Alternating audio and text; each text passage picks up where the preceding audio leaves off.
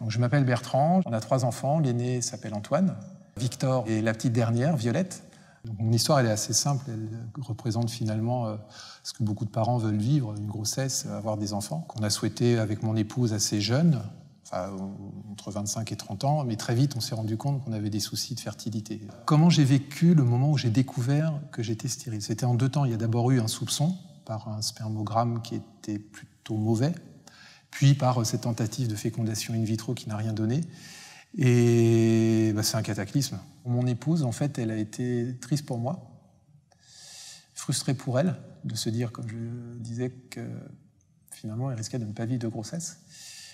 Mais il n'y a pas eu de rejet, il n'y a pas eu de désaffection, c'est vraiment plutôt de l'empathie et de se dire que c'est ensemble qu'on devait surmonter ça. La décision, elle n'était pas que pour faire plaisir à mon épouse, c'est-à-dire le fait qu'elle puisse effectivement tomber enceinte, mais c'était aussi un choix de couple parce qu'on savait que cette grossesse, on la vivrait à 2. On a eu la chance que mon épouse tombe enceinte à la première insémination. C'est rare. Et ça s'est reproduit pour le deuxième. Encore plus rare. On s'est mis à vivre ce que vivent tous les parents. Le début du calvaire, d'une grossesse et des enfants. Voilà. Finalement, on s'était mis sur la même ligne de départ que les autres parents. Tous les jours, je me posais cette question. Est-ce que je vais être un bon père? Est-ce que je vais assumer? Est-ce que je vais l'assumer? Est-ce que je vais le reconnaître? Toutes ces questions qui sont pas évidentes. Et aujourd'hui, on a 3 enfants de 15... Le deuxième vient d'avoir 13 ans et la petite dernière a 5 ans. J'y pense plus du tout. Autant pour les 2 aînés, on a eu le succès dès la première insémination. Pour la 3e, c'était très long. On a eu beaucoup de tentatives, il n'y a eu que des échecs. Et on s'était fixé une limite d'âge, qui était les 40 ans de mon épouse et les 10 ans de notre fils aîné. Et mon épouse est tombée enceinte à 39 ans et demi. Et puis donc voilà, et donc on a eu un 3e enfant. C'est vrai que depuis le début, on sait qu'on a eu de la chance. On a eu de la chance parce qu'on n'a jamais eu à rester dans une situation longtemps. C'est-à-dire que très vite, j'ai su que j'avais des problèmes de fertilité. Tout de suite, j'ai su que j'étais complètement stérile. Tout de suite, on est passé à l'IAD. Et ça a marché tout de suite. Donc en fait, on n'a pas eu le temps de gamberger, on n'a pas eu le temps. On a eu des moments très difficiles parce qu'à chaque fois, vous prenez le coup près et le coup près, il tombe du jour au lendemain et il faut vivre avec. Mais on a toujours été dans l'action avec des tentatives, des essais qui finalement très vite ont soit échoué et c'est pas la peine de recommencer, soit réussi tout de suite. Donc on n'a pas eu de frustration, sauf pour Violette.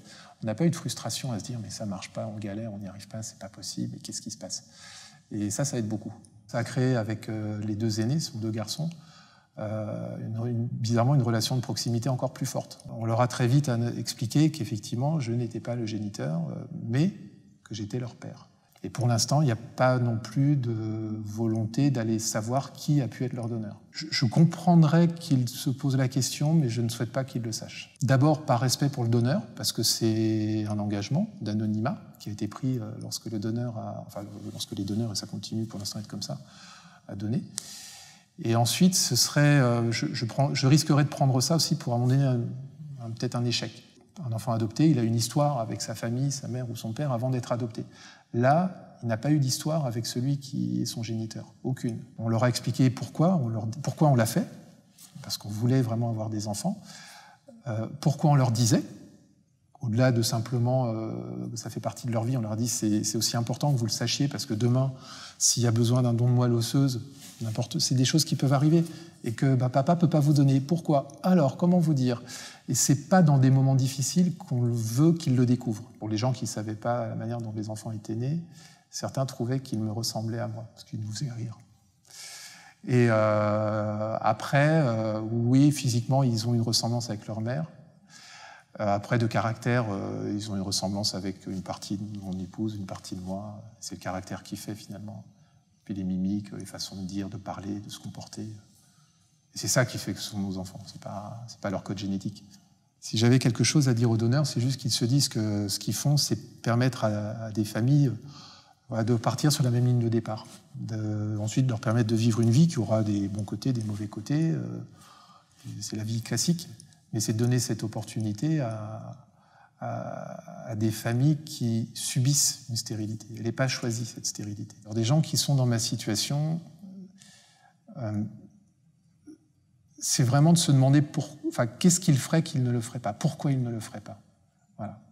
Et c'est à chacun de peser le pour et le contre, finalement. Nous, pour notre histoire, on s'est posé la question, pourquoi on le ferait, pourquoi on ne le ferait pas?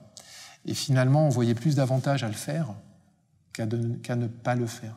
Et pourtant, les raisons pour ne pas le faire sont puissantes. C'est structurant pour une vie de famille, c'est de se dire que toute notre vie, si on va avoir des enfants dont l'un des parents n'est pas le géniteur.